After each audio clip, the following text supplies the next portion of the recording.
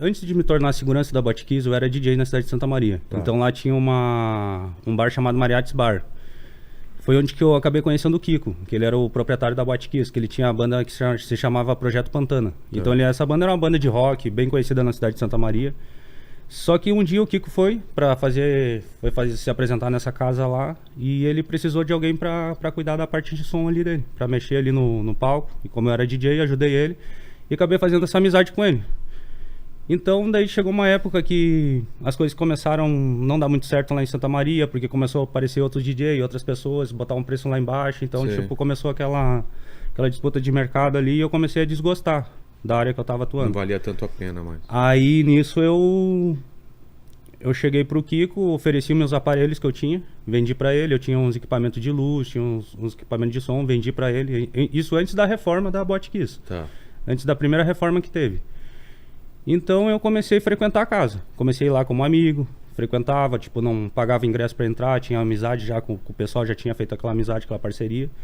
Aí um dia eu cheguei na casa, tinha faltado um funcionário lá tava faltando gente lá e o Kiko chegou simplesmente pra mim e perguntou: cara, tu tá fazendo alguma coisa, não tá vindo de ajudar a gente aí? E daí nesse dia eu acabei ajudando eles lá, acabei gostando.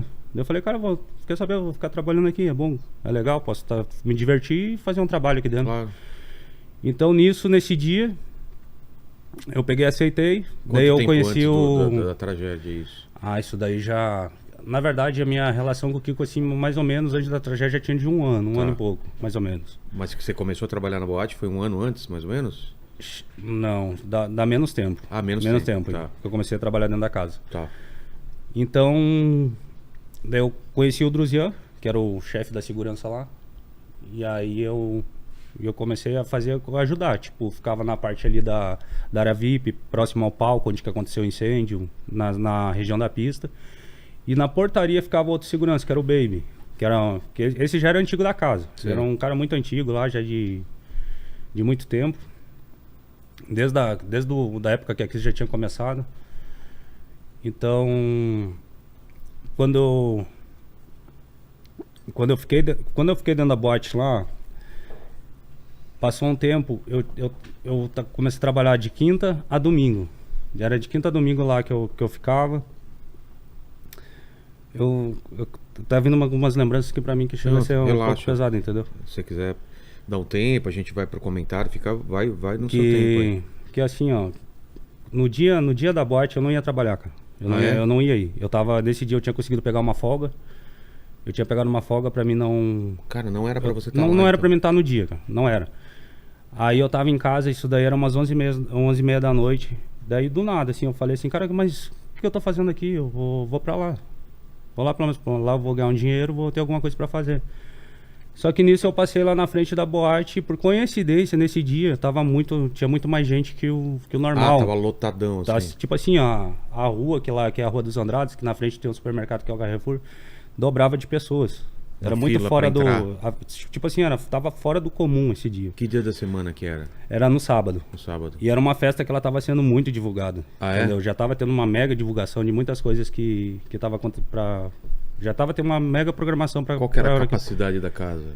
Cara, segundo a investigação, pelas coisas que fala, é 800 pessoas. O limite da capacidade da casa.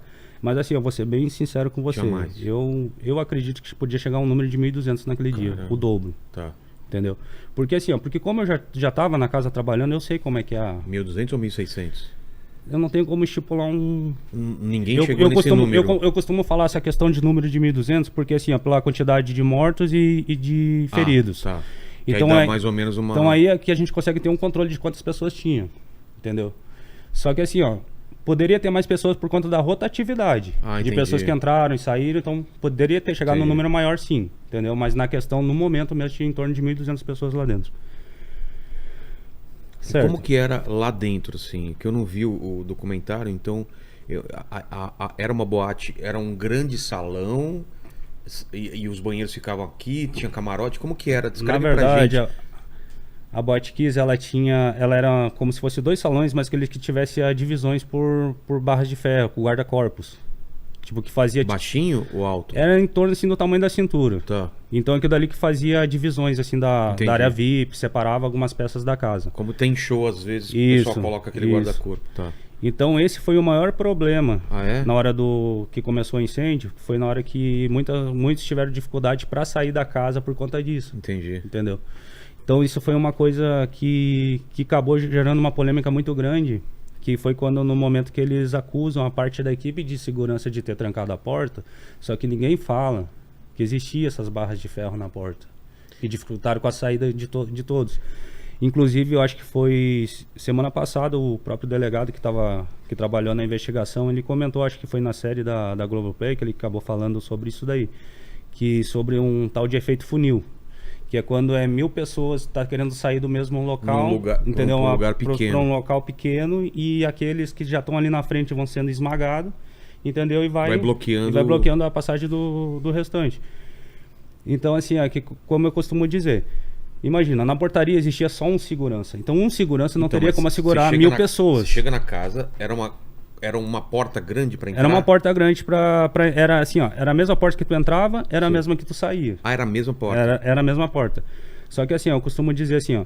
Só que aquela porta, ela tinha, eu não sei como é que se chama, aquela trava de segurança, que você Tipo empurra fácil e ela sei, já de já incêndio, abre. aquela que é de bate, ela sei. tinha isso daí. Tinha. Então assim, ó, mesmo que se fosse, tipo assim, mesmo se o segurança tivesse segurado a porta, trancado a porta, ele não conseguiria. Por quê? Imagina 1000 pessoas vindo pra cima dele. Ele não teria o controle. Tanto que eu, assim, ó, pra quem conhece, quem tava de verdade na boate, sabe que os segurança foram um dos primeiros a morrer. Entendeu? Quem olhar lá os corpos de quem tava na frente do supermercado Carrefour, lá tinha 2 seguranças deitados lá. Caramba. Porque a multidão passou por cima. Tipo, eles não foram nem asfixiados, não. Foi de passarem por cima deles. Entendi. Entendeu? Então, esse negócio que a série abordou, que foi lá, sem comanda ninguém sai, que isso... Cara, isso é uma coisa que não existiu. Isso é um aconteceu. boato.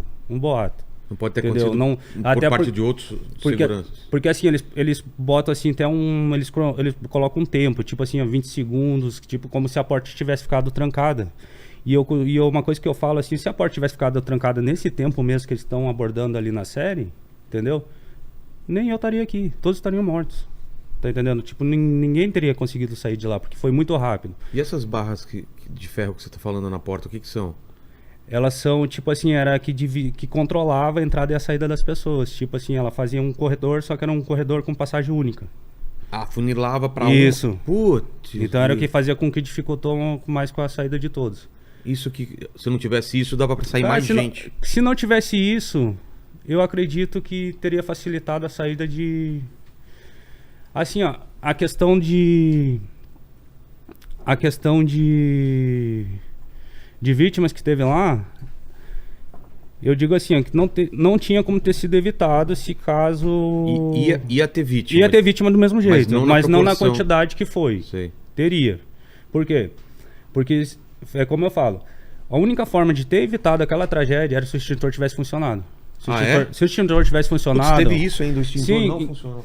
Ó, eu tô tentando entender aqui o que você tá falando. Deixa eu tentar desenhar aqui o que você tá falando pro pessoal de casa entender. Aqui, Porque ó. quando eu falo a questão que o extintor tivesse funcionado, que existe até um vídeo que ele rola na internet, que sou eu, o segurança, aquele que pega o extintor e tenta apagar o fogo Sim. junto com o vocalista. Só que no momento que ele vê que não consegue, ele pega uma garrafinha de água, ele joga e o fogo espalha. Putz. Então naquele momento, no momento que o fogo começou, era um foco muito pequeno. E assim, ó, um extintor apropriado que estava lá, se tivesse carga,